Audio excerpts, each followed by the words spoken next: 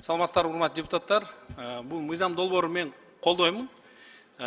Менде Жогорку соттун судьясы Бакирова айымга суроом бар. Коррупция боюнча мыйзам долбоору каралып атат азыр. Урматтуу Жогорку соттун судьясы, сизге Авилова деген ким болот сизге?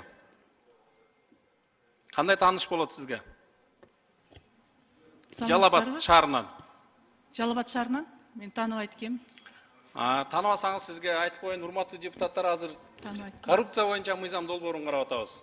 Жалал-Абад шаарында Авилова деген убагында мыйзамсыз жашылдандыруу жерин кызыл китепке алып өткөзүп, ошол жерде госрегистр сот жообуна тартылып, штраф менен ал убагында баа берилген сот тарабынан.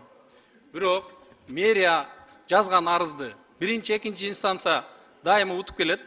Жогорку сотко келгенде сиз тарабынан дайыма жардам берилип, ошол процессти дайыма сиз артка кайтарып келесиз. Экинчи, прокуратура тарабынан дагы бул биринчи, экинчи инстанцияда ошол жокко чыгарылган кароону сиз дагы дайыма арка ошол Авиловага жардам берип келесиз да. Мына кече жакында дагы ушул жашылдандыруунун Жалал-Абадтагы шаардын өкүлү сотко бергенде биринчи, экинчи инстанция Жалал-Абад шаарынын эсебине чечилген чечимдерди жогорку сотто сиз ошонун составында болуп, кайра ошону кайтарып койдуңуз да. Мамлекетти сиз 2-3 жолу мамлекеттин кызыкчылыгы эмес, жеке таанышыңыздын же жеке коррупциялык элементтердин негизинде сиз ошол тарапка жардам берип жүрдүңүз да.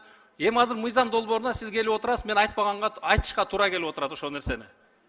Эгерде сизде судья болсо Алмаз Акунжанович, мамлекеттин кызыкчылыгы болуп турган кезде, азыр мамлекеттин кызыкчылыгы үчүн коррупция мыйзамын биз карап атабыз. Биздин жогорку соттун судьясы Бакирова тарабынан ошондой жеке кандайдыр, мен билбейм, кандай таанышыбы же чын эле баягы коррупциялык бир эмелер барбы, аны мен билбейм. Дайыма ушул кишини, урматтуу ГКМнын өкүлдөрү, сиздер иликтесеңиздер болот. Ошол 3 процессти тең ушул айым тарабынан ошол бир тараптуу чечилип, эки инстанциянын чечимдери жокко чыгарылып, жогорку соттон дайыма ошол тарапка жардам берилип келет да. Мен сиздерден суранам, өтүнөм, ушул эме боюнча бир чечим чыгарып койсоңуздар. Рахмат. Рахмат, кийинки сөз.